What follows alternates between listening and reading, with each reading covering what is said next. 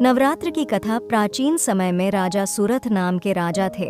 राजा प्रजा की रक्षा में उदासीन रहने लगे थे। परिणाम स्वरूप पड़ोसी राजा ने उस पर चढ़ाई कर दी। सुरथ की सेना भी शत्रु से मिल गई थी।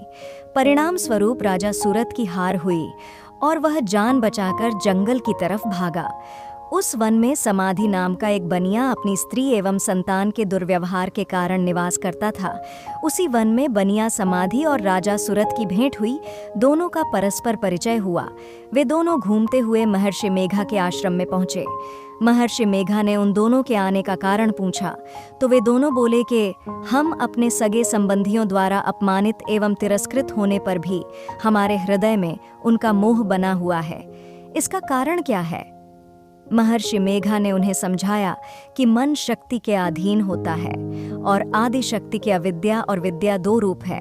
विद्या ज्ञान स्वरूप है और अविद्या अज्ञान स्वरूप। जो व्यक्ति अविद्या अज्ञान के आदिकरण रूप में उपासना करते हैं उन्हें वे विद्या स्वरूपा प्राप्त होकर मोक्ष प्रदान करती हैं। इतना सुन राजा सुरथ ने प्रश्न किया, हे महर्षि, देवी कौन है? उसका जन्म कैसे हुआ? महर्षि बोले, आप जिस देवी के विषय में पूछ रहे हैं वह नित्य स्वरूपा और विश्वव्यापिनी है। उसके बारे में ध्यानपूर्वक सुनो। कल्पांत के समय विष्णु भगवान क्षीर सागर में अनंत शैया पर शयन कर रहे थे। तब उनके दोनों कानों से मधु और कैटभ नामक दो दैत्य उत्पन्न हुए। वे दोनों विष्णु की नाभि कमल से उत्पन्न ब्रह्मा जी को मारने दौड़े। ब्रह्मा जी ने उन दोनों राक्षसों को देखकर विष्णु जी की शरण में जाने की सोची, परंतु विष्णु भगवान उस समय सो रहे थे। तब उन्होंने भगवान विष्णु को जगाने हेतु उनके नयनों में निवास करने वाली योग निद्रा की स्तुति की।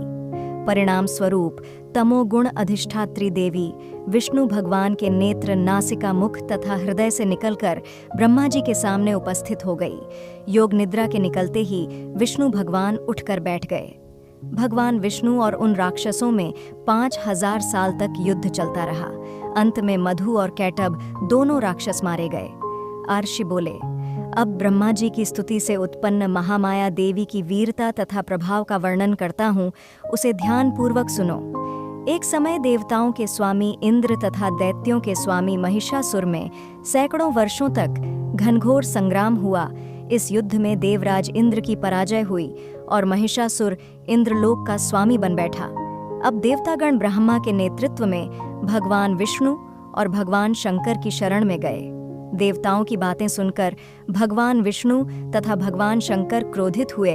भगवान विष्णु के मुख तथा ब्रह्मा जी और शिव जी तथा इंद्र आदि के शरीर से एक तेज पुंज निकला, जिससे समस्त दिशाएं जलने लगीं और अंत में यही तेज पुंज एक देवी के रूप में परिवर्तित हो गया। देवी ने सभी देवताओं से आयुध एवं शक्ति प्राप्त करके उच्च स्वर में अट्टहास किया, जिससे तीनों लोकों में हलचल मच गई।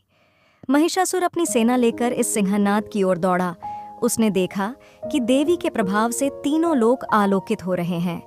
महिषासुर की देवी के सामने एक भी चाल सफल नहीं हुई और वह देवी के हाथों मारा गया। आगे चलकर यही देवी शुंभ और निशुंभ राक्षसों का वध करने के लिए गौरी देवी के रूप में अवतरित हुई।